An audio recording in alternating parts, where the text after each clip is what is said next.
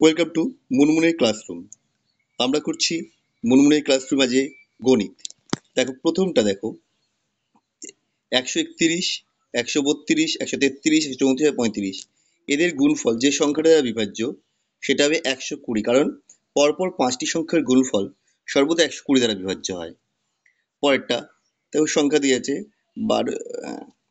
1 2 5 6 7 9 7 8 পরপর 3টে সংখ্যার যোগফল, তাহলে এদের সবসময় এরা 3 দ্বারা বিভাজ্য হবে।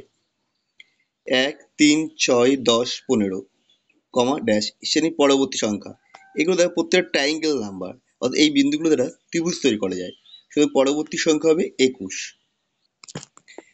71095 এই যে 3 দ্বারা বিভাজ্য হলে স্টার্ট কত হবে, তাহলে এখানে যে অঙ্কগুলো রয়েছে অর্থাৎ 7 1 0 9 প্লাস 5 এটা করলে কত আসছে, এটা করলে যেটা আসছে তোমার আসছে 22।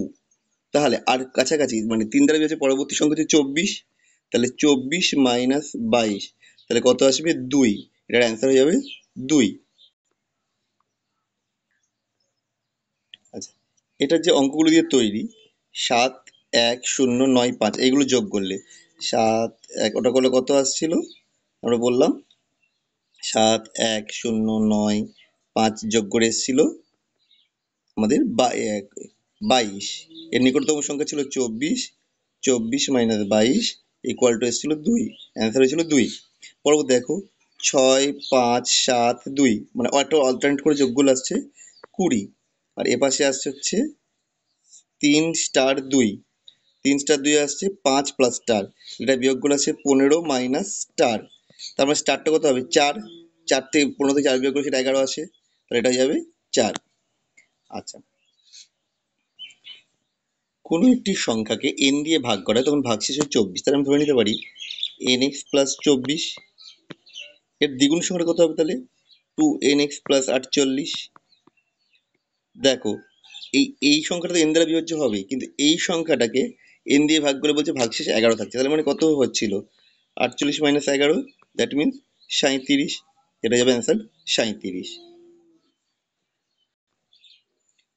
650-এর মধ্যে কতগুলো স্বাভাবিক সংখ্যা যেটা 5 11 দ্বারা বিভাজ্য 3 দ্বারা বিভাজ্য নয়, তাহলে এই সংখ্যাগুলো আমরা আগে দেখে নিই। দেখো এই সংখ্যাগুলো পরপর এখানে সাজানো হয়ে গেছে। এখানে কতগুলো রয়েছে 5 11 55, এটা বিভাজ্য 3 দ্বারা বিভাজ্য। এই যে বক্সগুলো করে দিয়েছি মানে 3 দ্বারা যেগুলো ছিল 3 6 আর 9, এই তিনটেতে গুণ করে এগুলো পেয়েছি, এইগুলো হচ্ছে কত দ্বারা বিভাজ্য 3 দ্বারা বিভাজ্য, বাকিগুলো 3 দ্বারা বিভাজ্য নয়। তো 3 দ্বারা বিভাজ্য নয় এমন সংখ্যার সংখ্যা কত হবে, 11-র মধ্যে 3টে সংখ্যা যারা 3 দ্বারা বিভাজ্য, বাকিগুলো 3 দ্বারা বিভাজ্য নয়।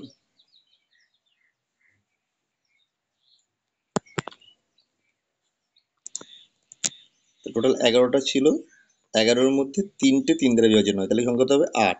3 দ্বারা বিভাজ্য নয় এমন সংখ্যা হবে 8, এটা হয়ে যাচ্ছে 8। কি বলছে পি কিউ পরবর্তী সংখ্যা এক্স দিয়ে ভাগ করলে 2 ও 3 ভাগশেষ হয়, তাহলে পি ধরে নিচ্ছি, পি ইকুয়াল টু কত হবে, তাহলে আমি ধরে নিতে পারি 6x প্লাস 2, আর কিউ ইকুয়াল টু কত আসবে তাহলে 6y প্লাস 3, তাহলে এদের বিয়োগ করলে কত আসছে, তাহলে 6 ভাগের মধ্যে x minus y minus 1, minus 1টাকে আমরা লিখতে পারি -6 প্লাস 5, তারপরে এই পুরো পার্টটা 3 দ্বারা 6 দ্বারা বিভাজ্য হয়ে যাচ্ছে, ভাগশেষ পথে কত 5, অ্যান্সার হয়ে যাবে আমাদের 5D। পরেরটা দেখো m n কে দুটি স্বাভাবিক সংখ্যা m greater than m plus n কে 12 দিয়ে ভাগ করলে 8 ভাগশেষ থাকে, এবং m মাইনাস n কে দিয়ে 6 ভাগশেষ অবশ্যই n মাইনাস n কে 6 দিয়ে ভাগ করলে অত অবশেষ থাকবে। এখানে ডাটা এরর আছে তাই এই অঙ্কটা করা যাবে না। লাস্ট অঙ্ক আজকে 5টি উৎপাদক আছে এমন একটি সংখ্যার সবচেয়ে ছোট হচ্ছে p হলে p মাইনাস 1 কতগুলো উৎপাদক থাকবে, তার মানে সংখ্যাটি হবে 2 টু দি পাওয়ার 4, কারণ 2 সবচেয়ে ক্ষুদ্র মৌলিক সংখ্যা, তার মানে এটা আসছে 16। তাহলে 16 থেকে যদি 1 বিয়োগ করি অর্থাৎ p মাইনাস 1 ইকুয়াল টু কত আসবে 16 minus 1, that is equal to 15। তাহলে 15-র কি কি উৎপাদক পাবো? না 1, 3, 5, 15। তো টোটাল উৎপাদক সংখ্যা হচ্ছে 1, 2, 3, 4, টোটাল 4টে উৎপাদক আছে। এর অ্যান্সার যাবে 4। আমাদের ভিডিও কেমন লাগলো কমেন্ট করে জানাবেন। আবার দেখা হবে নেক্সট ভিডিওতে।